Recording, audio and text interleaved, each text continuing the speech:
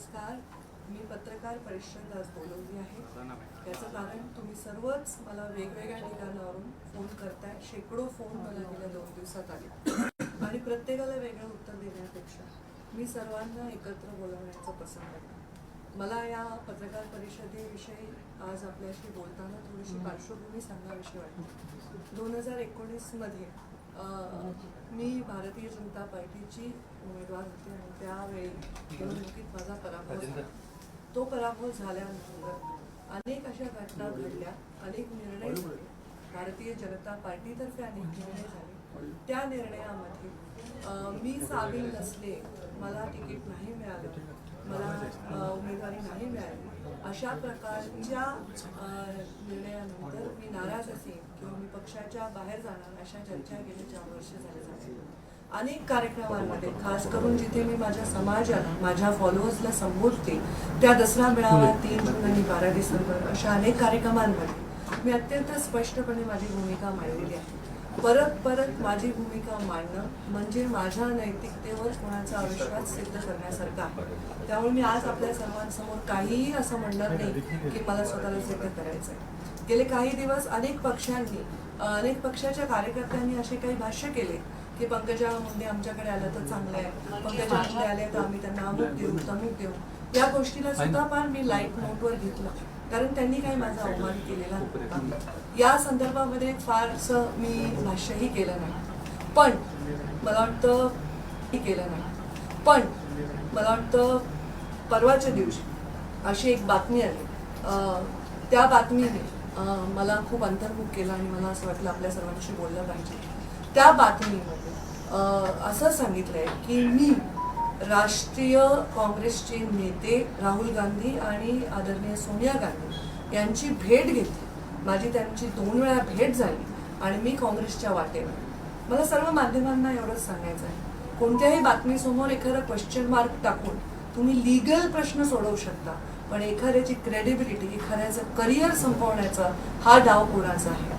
त्यांनी असंही सांगितले की एका सांगलीच्या नेत्याच्या माध्यमातून मी सोनिया गांधी आणि राहुल गांधीला भेटले, मी काँग्रेसच्या वाटेवर. मग जेव्हा माध्यमांना सुद्धा जबाबदारी आहे, माध्यमांना सुद्धा कुठली बातमी देत असताना त्यांचे स्रोत काय आहे हे सांगण्याची आवश्यकता आहे. त्यामुळे या चॅनलवर मी मानहानीचा दावा ठोकणार आहे आणि त्यांनी जे कथन केलेलं आहे त्या कथनाचे पुरावे त्यांना कोर्टामध्ये सादर करावे लागतील. त्यांनी सांगितले असा कोणता जो नेता आहे ज्यांच्या माध्यमातून मी भेटले, त्यांनी भाष्य केले, याचे सगळे डिटेल्स त्यांना द्यावे लागतील. माझं करिअर हे कवडी मोलाचं नाही. 20 वर्ष राजकारणामध्ये मी काम करते. माझ्या स्पष्ट वक्तेपणामुळे, प्रामाणिकपणामुळे आणि माझ्या पर्सनॅलिटी जी डायरेक्ट लोकांशी संवाद साधते त्याच्यामुळे माझं नेतृत्व आहे. माझ्या संस्कार झालेले आहेत, माझ्या वडिलांचे, गोपीनाथ मुंडे यांचे. त्यामुळे पाठीत खंजीर खुपसण्याचं रक्त माझ्या अंगात दौडतच नाही आणि खुपसलेला खंजीर कसा योग्य आहे हे सांगण्याचं माझ्याकडे कुठलेही शब्द नाही. त्यामुळे हे माझा स्वभाव नाही. मी माझ्या 3 जूनच्या कार्यक्रमामध्ये अत्यंत स्पष्टपणे सांगितलेलं आहे की या चर्चा का होतात, कारण प्रत्येक वेळी पंकजा मुंडेंचं नाव येतं आणि पंकजा मुंडे मात्र त्या ठिकाणी येत नाही, त्या पदावर दिसत नाही. त्यामुळे या चर्चा होतात. तर हा दोष माझा तर नाही. याच्यावर उत्तर द्यायला पाहिजे ते पक्षाने द्यायला पाहिजे की पंकजा मुंडे आता पात्र असतील नसतील हे उत्तर मी किती वेळ देणार, मी हे देऊ शकत नाही. जेव्हा जसं भागवतकरांना राज्यसभा मिळाली, रमेश अप्पा दराडांना विधान परिषद मिळाली, त्याच्याही नंतर अनेक विधान परिषद झाल्या. जेव्हा माझं नाव चाललं तेव्हा माझं नाव नाही आलं याबद्दल मी कुठेही टिप्पणी केली नाही, कुठलंही ट्विट केलं नाही, सार्वजनिकरित्या त्याच्याबद्दल कुठलीही नाराजी व्यक्त केली नाही.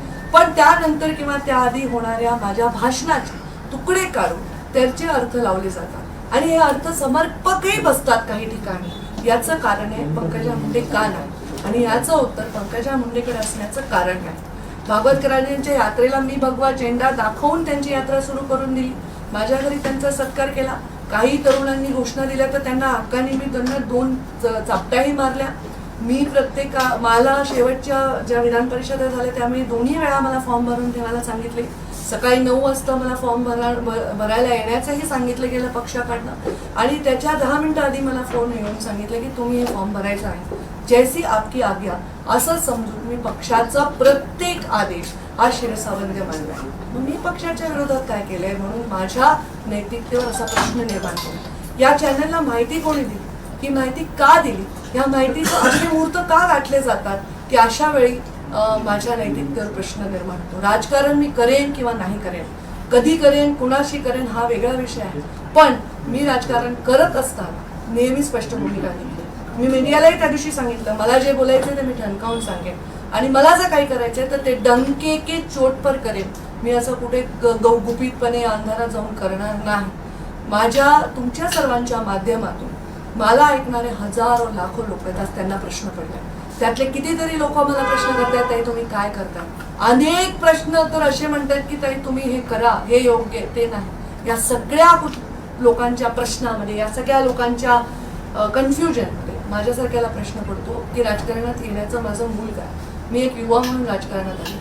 भारतीय जनता पार्टी माझ्या रक्तामध्ये दौडत होती, त्याचे विचार माझ्या रक्तात दौडत होते. याचं कारण पंडित दीनदयाळजी उपाध्याय यांचे विचार, अटल बिहारी वाजपेयी यांचा आदर्श, गोपीनाथ मुंडे यांनी घालून दिलेले संस्कार. पक्ष हा सर्वश्रेष्ठ आपल्यासाठी, आपलं राष्ट्र सर्वात महत्वाचं आहे, त्याच्यानंतर आपलं संघटन आहे, त्याच्यानंतर सत्ता आहे. पण मला वाटतं जसं पूर्वी म्हणायचे ना की शेती सर्वात उत्तम आहे, मध्यम आहे नोकरी आणि कनिष्ठ आहे व्यापार, आणि ते उलट झालंय.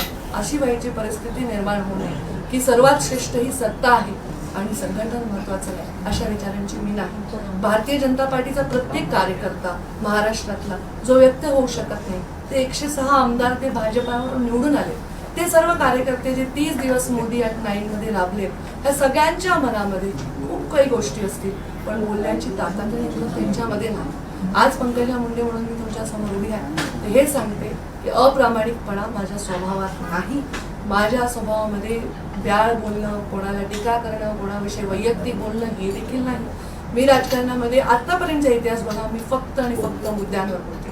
प्रधानमंत्री नरेंद्र मोदी जेव्हा देशाचे प्रधानमंत्री झाले, त्यांनी देशाच्या संसदेच्या पायरीवर डोकं ठेवलं, तेव्हा या देशाच्या नाही जगातल्या अनेक लोकांना हा विश्वास निर्माण झाला होता की एक सुंदर चारित्र्य संपन्न नेता या देशाला नव्हे जगाला लाभलेला आहे आणि त्या नेत्यांनी तशीच नेते घडवावी, तशाच नेत्यांच्या पाठीशी उभं राहावं अशी अपेक्षा अनेक तरुणांच्या निर्माण झाली. अनेक लोक ब्युरोक्रेसी सोडून राजकारणात आले, अनेक लोक उद्योग जगतातले राजकारणात आले. राजकारणामध्ये भ्रष्टाचार मुक्त राजकारणाचा नारा प्रधानमंत्री नरेंद्र मोदींनी दिला.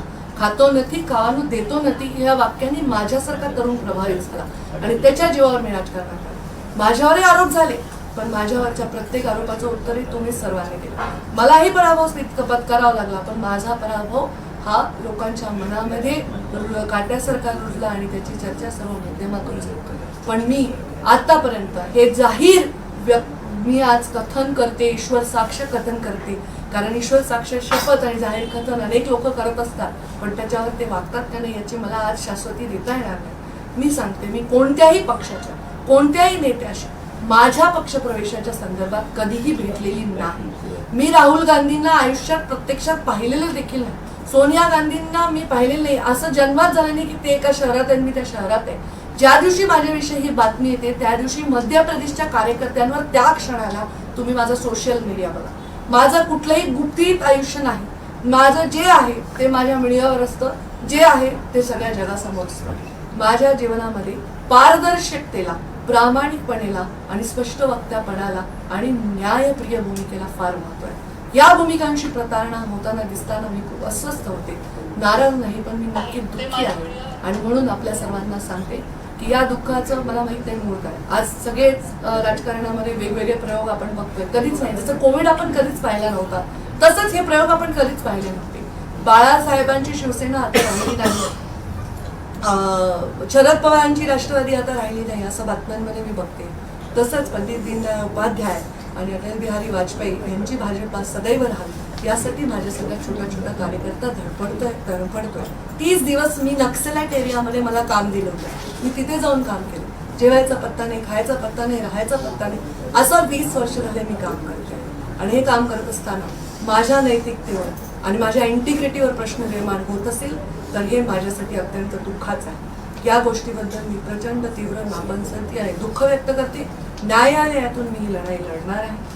माझ्यावर न्याय झालाय का अन्याय झालाय हे काळच ठरवेल.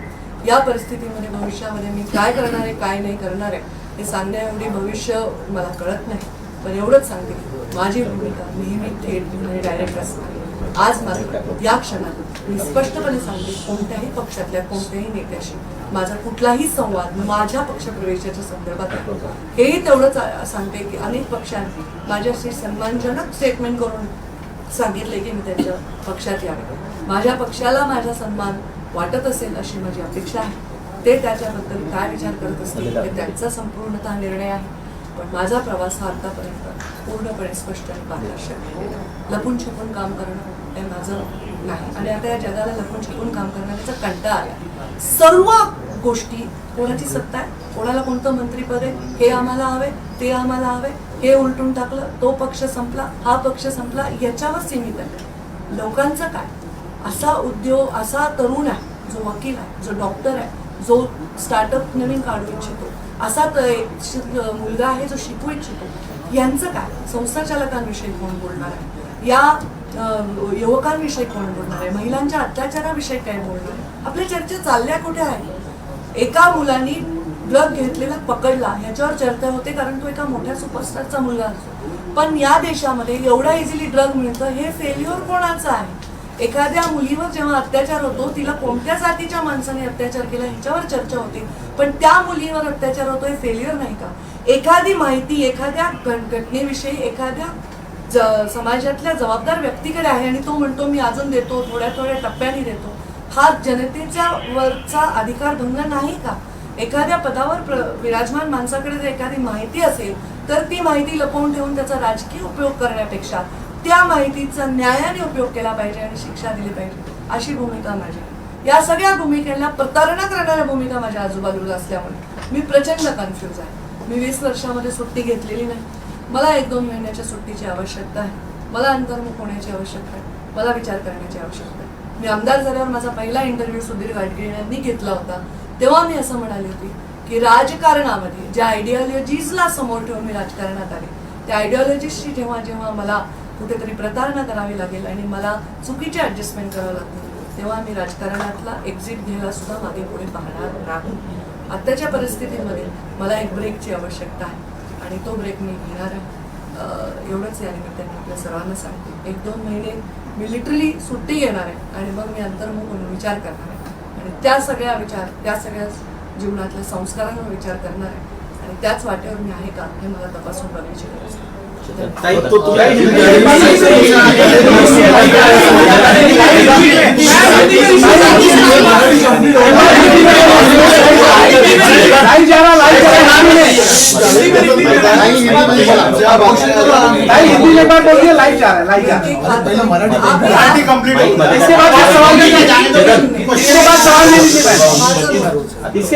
पंकजा गोपीनाथ मुंडे आज पत्रकार परिषद दे रही हूँ.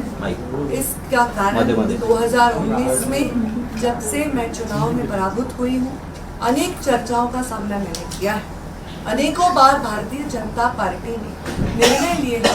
अनेकों राज्यसभा का जब सीट आया तब मेरा नाम चलता था, विधान परिषद का सीट आया, चुनाव आया, मेरा नाम चलता था. ऐसे परिस्थिति में जब जब मेरा नाम चला और मेरे बारे में निर्णय नहीं हुआ, तब कभी भी मैंने कोई जाहिर कथन नहीं किया, कभी प्रेस कॉन्फ्रेंस नहीं ली, कभी सोशल मीडिया के माध्यम से मैंने व्यक्त कोई नाराजगी नहीं की. फिर भी मेरे बारे में चर्चा चलती रही. अनेक पार्टियों के नेताओं ने कहा पंकजा जी नाराज है, हमारे पास आ सकती है. अनेक पार्टियों के नेताओं ने ये भी कहा कि हम उनको ये पद दे सकते हैं, हम उनको ये हम उनको ये स्थान दे सकते हैं. उसी बारे में भी मैंने उसको बहुत लाइट नोट पे लिया. पर कल परसों जो एक न्यूज़ आई, वो न्यूज़ ऐसे कहती है कि मैं राष्ट्रीय नेता जो कांग्रेस के हैं आदरणीय राहुल गांधी और सोनिया गांधी जी से मिली हूँ. 2 बार हमारा मिलना हुआ है. एक सांगली के नेता है जो हमारे इस मिलने में मध्यस्थ है और मैं भारतीय जनता पार्टी छोड़कर कांग्रेस की तरफ जा रही हूँ. ये जो न्यूज़ आई है ये न्यूज़ सरासर झूठ है. ये न्यूज़ नहीं, मैं ये आपको शपथ पूर्व ईश्वर साक्ष्य कह सकती हूँ, क्योंकि आजकल शपथ पूर्व ईश्वर साक्ष्य हर कोई शपथ लेता है, पर वो उससे कितना प्रामाणिकता से उससे जुड़ा हुआ है मैं नहीं जानती. पर मैं आज ये सबके सामने कहती हूँ, कोई भी पार्टी के कोई भी नेता से मेरे पार्टी के प्रवेश के बारे में मेरी कभी भी कोई भी बात नहीं हुई. राहुल गांधी जी को तो मैंने प्रत्यक्ष रूप में कभी देखा तक नहीं. सोनिया गांधी जी को मैंने कभी देखा तक नहीं। ऐसा भी कभी नहीं हुआ है कि वो एक शहर में है और मैं इस शहर में। जब ये न्यूज़ आई उस समय मैं अपने मध्य प्रदेश के भारतीय जनता पार्टी के कार्यक्रमों में अपने कार्यकर्ताओं के साथ थी, और ये न्यूज़ जब आई तो मुझे इस बारे में बहुत पीड़ा हुई, क्योंकि आज तक ऐसी न्यूज़ आती थी कि इनका ऑफर है, मैं उसको लाइट नोट पे लेती थी। पर ये जो न्यूज़ है ये कहती है कि उनके पास ये मालूमात है, उनके पास ऐसे सूत्र कहते हैं, और एक क्वेश्चन मार्क डाल दिया कि क्वेश्चन मार्क डालने से लीगल सब सही हो गया। मैं इस चैनल पर मानहानि का दावा ठोकने वाली हूँ, क्योंकि मेरा करियर कौड़ी मोल नहीं है। लाखों लोग मुझसे जुड़े हुए हैं, उनके भवितव्य मुझसे जुड़े हुए हैं, और मेरी गरिमा, मेरी प्रतिष्ठा और मेरी इंटीग्रिटी भी इसमें चैलेंज होती है। मेरे सिर्फ पॉलिटिकल जगत में नहीं, सिने जगत में मेरे दोस्त हैं, उद्योग जगत में मेरे बहुत सारे मित्र परिवार हैं। आज वो सब मुझे ये सवाल पूछ रहे हैं। इतना ही नहीं, मेरा बेटा कहता है मम्मा ये न्यूज़ आ गया, ये सही नहीं है, पर ऐसा न्यूज़ कैसे आ गया। ये मेरे पर्सनालिटी पर उठा हुआ सवाल है, और ये कौन कर रहा है। इस देश के गृह मंत्री है अमित शाह, प्रधानमंत्री नरेंद्र मोदी है। मेरा जैसा सूक्ष्म पार्टी का जीव अगर ऐसी कोई मुलाकात करता है या किसी को मिलता है, तो क्या उनको पता नहीं होगा? क्या मेरे फोन में मैं किससे बात करती हूँ, क्या उनको पता नहीं होगा? मुझे लगता है मेरे जैसे सरल, स्पष्ट और पार्टी से प्रामाणिक नेता के गरिमा पर ये उठा हुआ प्रश्न चिन्ह है। हाँ, बहुत बार ऐसा हुआ मेरा नाम चला, पर नाम मुझे मिला नहीं। मैंने पार्टी का आदेश उस समय स्वीकार लिया। मैंने तो फॉर्म भी भर के विधान परिषद का मुझे बताया गया कि रखो, और फॉर्म भरने के समय के 10 मिनट पहले मुझे बताया गया कि आप ये फॉर्म नहीं भर सकती है। तो मैंने कहा कि पार्टी का आदेश मेरे लिए सर्वोतोपरि है। पर मेरे बारे में ऐसी शंका उपलब्ध करना मुझे बहुत दुख दे रहा है। ये पार्टी में मैं पली बड़ी हूँ, हजारों कार्यक्रमों में मैंने अपनी भूमिका व्यक्त की है। मैं बार बार इस बारे में बात नहीं करना चाहती। 3 जून को जब मेरे पिताजी की पुण्यतिथि थी, उस दिन मैंने कहा था कि ये चर्चा जो होती है वो चर्चा मेरी वजह से नहीं होती। ये चर्चा पार्टी के जब कोई निर्णय होते हैं तब मेरा नाम चलता है, और नहीं मिलता है इसलिए होता है। इसका जवाब मैं नहीं दे सकती, इसका जवाब पार्टी दे सकती है। पार्टी मुझे पात्र समझेगी तब मुझे अकोमोडेट करेगी, ये भी मैंने कहा है। बार बार इस बारे में मैं भाष्य नहीं करना चाहती हूँ। मैंने आज तक कभी भी किसी के वैयक्तिक जीवन में हस्तक्षेप नहीं किया, किसी के वैयक्तिक जीवन पे टिप्पणी नहीं की। कभी भी मैंने कोई धार्मिक टेढ़ बढ़ाने वाली टिप्पणी, जातीयवाद की टिप्पणी नहीं की। मैंने अपने जीवन में सिर्फ मुद्दों पर बेस्ड पॉलिटिक्स पे पूरा जोर दिया है। मेरे पिता के संस्कार मुझ में हैं। मैं किसी के पीठ में खंजीर डालने वाले रक्त, मेरे खून मेरे रगों में नहीं दौड़ता। खंजीर डालकर भी उसको जस्टिफाई करने वाले लोग भी आज राजनीति में हैं, पर मैं उनमें से नहीं।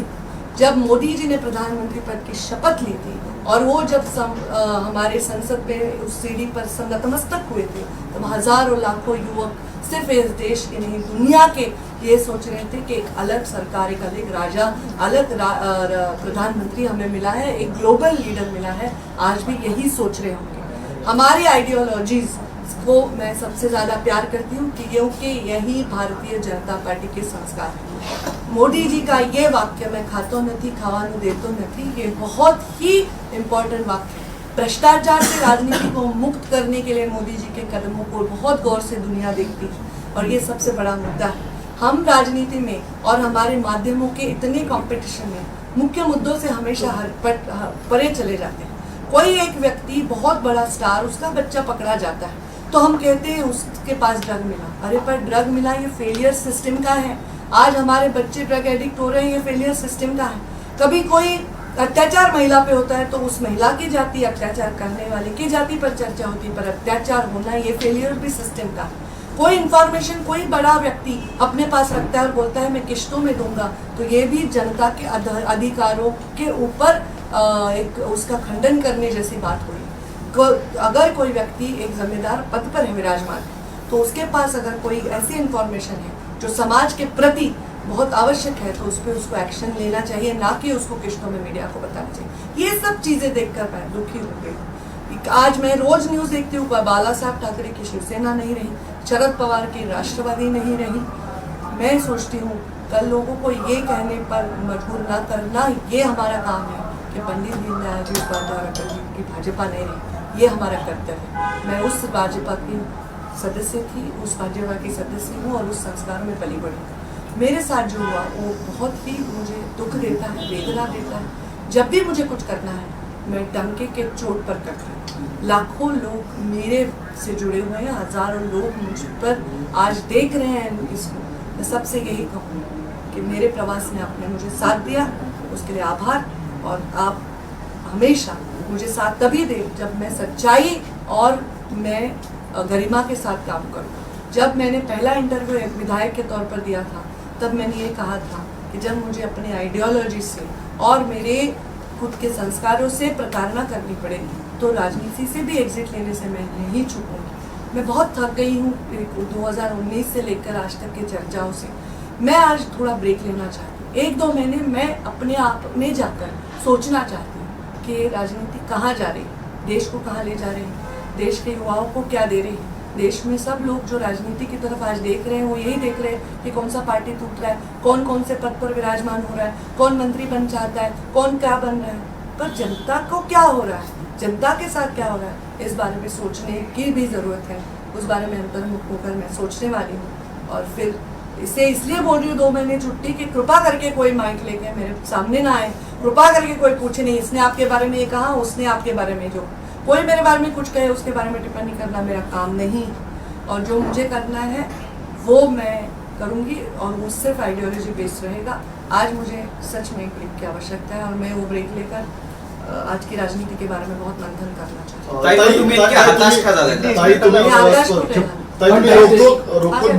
तुम्ही रोखोक भूमिका मांडलेली आहे, मी कोणत्याही पक्षामध्ये जाणार नाही। मात्र ही भूमिका मांडताना तुम्ही असं देखील म्हटलेलं आहे की मी खंजीर खुपसणाऱ्यापैकी नाहीये, माझ्या ते रक्तामध्ये नाहीये। सध्याच्या राजकीय स्थितीमध्ये हा पाठीत खंजीर कोणी खुपसला नेमका काय सांगाल तुम्ही? रोग कुणाकडे? मला याच्यावर काहीच उत्तर द्यायचं नाही।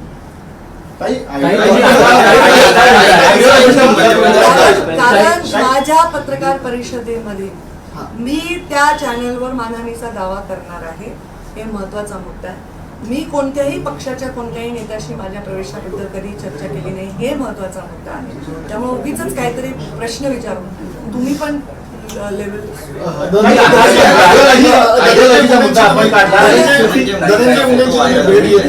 प्रश्न मला कळला, तुमचा काय प्रश्न दोन्हीच उत्तर। आयडियोलॉजी बद्दल आपण बोललात, आता सध्याची आपण राजकीय परिस्थिती बघितलं ते भाजपच्या विपरीत वृत्ती असलेला पक्ष आज सत्तेत बसलेला आहे भाजपच्या सोबत, तर म्हणून हा मुद्दा आला का? आणि सुट्टी घेताय का? नाही, सुट्टी मी याच्यासाठी घेत आहे कारण मला ह्या सगळ्या चर्चांमुळे माझ्या मनामध्ये खूप विषाद आहे, माझ्या मनामध्ये फार वेदना आहे, दुःख आहे आणि मला कंटाळा आलाय या शॅलो गोष्टींचा। मी हताश काही नाही आहे, मी एकदम भक्कम आहे।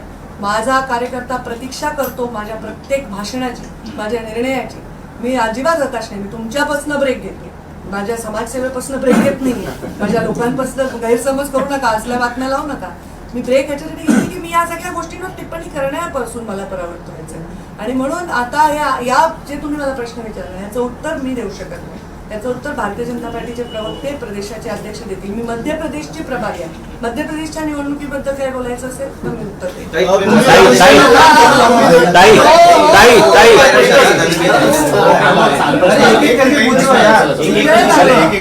अरे एक विचारा रे, एक विचारा की एक मिनिट बोला ते। धनंजय मुंडे मला भेटायला आले होते, त्यांनी शपथ घेतल्यानंतर मला फोन केला, मी त्यांचं अभिनंदनही केलं।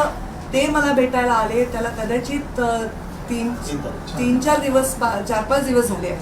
त्या दिवशी ते मला आले, तुम्ही जर ते फोटो पाहिले तर तुम्ही बघाल माझा बुचोडा बांधलेला होता, मी माझ्या घरामध्ये छान लोळत बातम्या बघत होते। त्यांनी मला सांगितलं माझ्या घराच्या जवळ आहे आणि मी भेटायला येतोय। त्यावेळी मी माझ्या मंदिरातला दिवा पेटवला आणि त्यांना जे आपल्या संस्कृतीत असतं औक्षण केलं, ते मला भेटायला आले होते। ते 4 दिवसापूर्वी आले होते, त्यांनी आज का ट्विट केलं हे मला माहित नाही, याचं उत्तर ते देतील, पण ते आले होते आणि मी त्यांना शुभेच्छाही दिल्या। मला कोणी मंत्री झालं ह्याच्याविषयी आनंदी धनंजय झाला तर आनंदच आहे. मी त्यांना शुभेच्छा दिल्या. पण ताई, या तुम्ही नवीन जो नवीन ब्रेक घेतला आहे, समीकरणामुळे त्याच्यानंतर या नवीन जी स्पष्टीकरण आहे. समीकरणं झालेली आहेत त्यामुळे तुमचा जो मतदारसंघ आहे त्याच्यावरती आता प्रश्न निर्माण होतो, कारण की तुम्ही त्यांच्या विरोधात लढला आणि आता ते तिथे आमदार आहेत. मग आता भविष्यात पुढे काय या सगळ्या मतदारसंघाचं आणि तुमच्या वाटचालीचं? ज्यांनी हे निर्णय घेतले त्यांनी हे उत्तर देऊ शकतील. मी तर तुमच्यासोबत चर्चा ताई स्पेसिफिक प्रश्न तुमच्यासोबत काही चर्चा झाली होती का? मला विश्वासात घेण्यात आलं हे होतं. पहा, आता मी हे सांगते, ह्याचं उत्तर मी देऊ शकत नाही. पक्षामध्ये एक हायरार्की आहे, पक्षामध्ये एक व्यवस्थित मांडणी आहे, ते लोक त्याचं उत्तर देऊ शकतील. मी त्याचं उत्तर देऊ शकणार नाही. मी तुमचे उत्तर देते फक्त. ताई, पुढचा प्रश्न ब्रेक घेताय असं स्पष्ट केलेलं आहे. विषय ताई तुम्ही ब्रेक घेते असं सांगितलंय, पण नेमका तर तुम्ही सांगता की ब्रेक समाजसेवा म्हणजे मी चालू सुट्टी राहील, घेणार राजकीय काम चालू आहे. मी राहील. हो ऑफकोर्स सामाजिक काम माझं चालू आहे, ज्या भूमिकेत माझं चालू आहे. आता मी हे सांगते की मी एक छान निवांत सुट्टी घेणार आहे. माझ्या मुलाला घेऊन मी कुठेतरी सुट्टीवर जाणार आहे. सोशल मीडियामध्ये मी आहेच आहे. काय तुम्हाला काय अपेक्षा आहे की जाऊ दे का? मी एक ब्रेक ह्याच्यासाठी घेते की मला या सगळ्या राजकारणात ब्रेक हवाय. तुम्ही माझा विचार करा ना. शपथविधी कोणाचा होतो? शिवसेनेचा आणि भाजपचा पंकजा मुंडेची चर्चा, राष्ट्रवादी आणि भाजपचा पंकजा मुंडेची चर्चा, कोणाचं नाव चालतं? पंकजा मुंडेची चर्चा. अरे पण ही चर्चा मी घडवून आणली का? मी कधी मीडियाला तुमच्यापैकी कोणाला आहे मी आयुष्यात कधी फोन केला? तुमच्यापैकी कोणाला मी बातम्या लावायला सांगितल्या? तुमच्या कधी एडिटरला मी कधी कोणाला फोन लावून सांगितलं हे लावा ते लावा? माझे अनेक लोकांची मैत्रीपूर्ण संबंध आहेत, अनेक लोकांचे माझे अगदी भावासारखे माझे नाते आहेत, पण मी त्यांनाही कधी राजकारणात सांगितलं नाही की ही बातमी लावा, असं करा. मग मी एखाद्या सभेत भाषण करते, त्याचा तुकडा होतो आणि तो लावून माझी गरिमा खराब होते. मला हे अजिबात अस्वस्थ करणार. माझा संबंध राजकारणाच्या पलीकडे जाऊन अनेकांशी आहे, अनेक उद्योजकांशी आहेत, अनेक सिने क्षेत्रात, एंटरटेनमेंटच्या क्षेत्रात संबंध आहे. ते सर्वजण मला प्रश्न विचारतात आणि अशा प्रकारच्या शॅलो पत्रकारितेचा निषेध मला करावा वाटतो. त्याच्यात काही सगळे समावेश नाही आहेत, पण ज्यांनी हे केले त्यांच्याविषयी मी मानहानीचा दावा ठोकणार. हे आज तुमच्यासाठी लास्ट क्वेश्चन. तुम्हाला सांगण्यात आलं की तुम्ही फॉर्म भरलेला मागे घ्यावा, तुम्हाला तशा प्रकारची उमेदवारी विधान परिषद देण्यात आली होती. नेमका कुणाचा निर्णय होता आणि नेहमी घटनाक्रम काय होता ताई? मात्र तुम्हाला संधी मिळत नाही असं का होतं? माझ्या म्हणणं मी जे बोलले ते परत एकदा मी रिपीट करतो की माझा स्वभाव तुमच्या लक्षात आला आहे की मला जेव्हा एखादा पक्षाने आदेश दिला तो मी तो स्वीकारला. त्याच्यावर मी प्रश्न नाही विचारला की का, ह्याचं उत्तरही माझ्याकडे आहे. धन्यवाद. दो तीन सवाल हिंदी में तीन सवाल। आपने कहा कि तो अच्छे सवाल था। जी, आपने कहा कि विधान परिषद में आपको नामांकन भरने के लिए कहा गया और 10 मिनट पहले आपसे कहा गया कि आप अपना नामांकन मत भरिए. कौन नेता था जिसने आपको ये कहा और फिर अचानक कैसे डिसीजन? कोई नेता ऐसा नहीं होता. हमारी एक व्यवस्था होती है. ऐसे फोन करने के लिए एक अलग व्यवस्था होती है और निर्णय करने के लिए अलग व्यवस्था. उसके बारे में इतना डिटेल की आवश्यकता नहीं. मुद्दा क्या है कि मैंने कभी इस बारे में कोई भी टिप्पणी, टीका या कोई दुख और नाराजगी कभी व्यक्त नहीं की है. मैंने हमेशा वो किया है जो बताया गया. तो ये मेरे बारे में क्यों ऐसे सवाल? आपने कहा कि 9 साल पीएम के हो चुके हैं और सबने अच्छी तरीके से मनाया भी. आपने वहाँ पे सवाल भी उठाया कि अगर ड्रग्स पकड़ा जाए तो सिस्टम का फेलियर, महिला के साथ अत्याचार. क्या आपको लगता नहीं कि आपकी सरकार 9 साल से इन सब चीजों पे प्रॉपर ढंग से काम नहीं कर पाई? मैं ये कह रही हूँ कि हम मुद्दों की चर्चा ना करते हुए हम उसके इर्द गिर्द विवादों की चर्चा करते हैं. हमको जो चीज़ें थ्रिल देती हैं हम उसकी चर्चा करते हैं. ये बहुत भयंकर विषय है. हम उस बात की नहीं चर्चा करते जो इस देश के और इस सिस्टम को हानि पहुंचा रहे हैं. ये मेरा कहना है.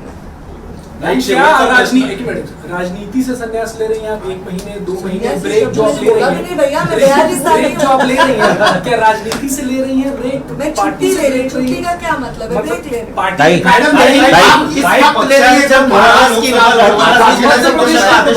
चुनाव आने वाले हैं वहाँ पे. महाराज की राजनीति मैं मध्य प्रदेश की सह प्रभारी और मैं मध्य प्रदेश में हमारे शिवराज जी इतना अच्छा काम कर रहे हैं, इतने लोकप्रिय, इतना सरल नेता है.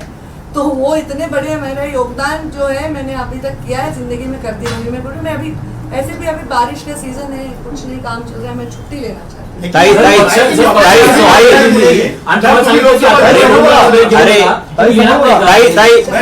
ताई ताई ताई निवडणूक मला लढवण्यासाठी प्रश्न तर कळलं पाहिजे. ताई पुढे बघा. लोकसभा निवडणूक लढवण्यासाठी पहिले सामने देखिएगा. पक्षाने जिम्मेदारी दिली लोकसभा निवडणूक लढवण्याची, तर तुम्ही लढवणार का? थँक्यू. सामने देख के मी बोला. ब्रेकचा आकडा सांगितलाय ना, किती सांगितलं? 2 महिने. मग परत तेच ताई. विचारताल म्हणूनच सांगते. परत असं तुम्ही किमान 12वी पर्यंत शिकलेले असाल अशी माझी अपेक्षा आहे. बरोबर आहे, बरोबर आहे. मी वेळ काय दिला ब्रेकचा सगळे सांगा एकदा. 2 महिने. ताई ताई ताई ताई ताई सवाल है कि आपने कहा कि लोकसभा से तोड़-फोड़ की राजनीति अरे आम्हाला विचार करावे. ऐसे में आपको आप क्या अपनी ही पार्टी की तरफ इशारा करिए, क्योंकि अभी तक जो तोड़फोड़ हुई है वो आप ही की पार्टी की तरफ से कहीं ना कहीं होते दिखी, एनसीपी की हो या फिर इसके पहले उद्धव ठाकरे की पार्टी को तोड़ा गया, इस पर आपका निशाना क्या पार्टी के आप ही के नेताओं की तरफ है?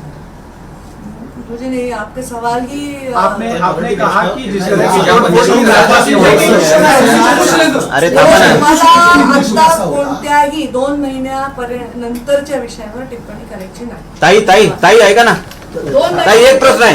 ताई ताई ताई दादानी उपमुख्यमंत्री पदाची शपथ घेतली. तुम्ही म्हणताय अनेक मी अजित पवारांचं अभिनंदन करते. उपमुख्यमंत्री पदाची परत त्यांची शपथ घेतली. धनंजय मुंडे जी आज भाजपमध्ये आले. धनंजय मुंडे जी आज आले. धनंजय मुंडे जी स्वतः पीएम मोदी म्हणाले अगदी काही दिवसांपूर्वी राष्ट्रवादी काँग्रेस पक्षा धनंजय मुंडे 70,000 कोटींचा भ्रष्टाचार त्यांनी केलेला होता. आजपर्यंत भाजपचेच नेते राष्ट्रवादीवरती नावं घेऊन टीका करत होते आणि आज ते दोघे सत्तेत बसलेले आहेत. म्हणजे हा अचानक असा बदल कसा काय झाला? काही स्वतः दिवसात. राष्ट्रवादीवरती टीका केली होती त्यावेळी एकंदरीत महायुती जमवण्याचं कामही मुंडे तुम्ही साहेब त्यांचे नावं घेतले, त्यांनी तरी उत्तर दिलं पाहिजे. ज्यांनी निर्णय घेतलाय त्यांनी तरी उत्तर दिलं पाहिजे. मी प्रवक्ताही नाही. महाराष्ट्राच्या कुठल्याही विषयावर मी काही उत्तर देऊ शकत नाही. मी सचिव आहे राष्ट्रीय आणि मला मध्य प्रदेशचा सहप्रभार आहे. महाराष्ट्राचे सगळे नेते जेव्हा तुम्ही प्रश्न विचारता हे सांगतात ताई आमचे राष्ट्रीय नेते त्या मध्य प्रदेशच्या सहप्रभारी आहेत. तर मध्य प्रदेशची सहप्रभारी म्हणून काही प्रश्नाचे उत्तर मी देऊ शकेन. महाराष्ट्राच्या कुठल्याही विषयावर मी काही उत्तर देऊ शकणार नाही. थँक्यू. काय काय 12वी शिकले आहे की नाही रे तुम्ही? 12वी आहे मॅडम. मॅडम हे 12वीच नाही आहे.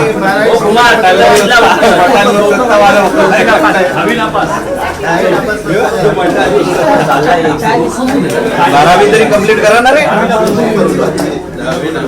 आमचे बामणे तरी 12वीत आहे.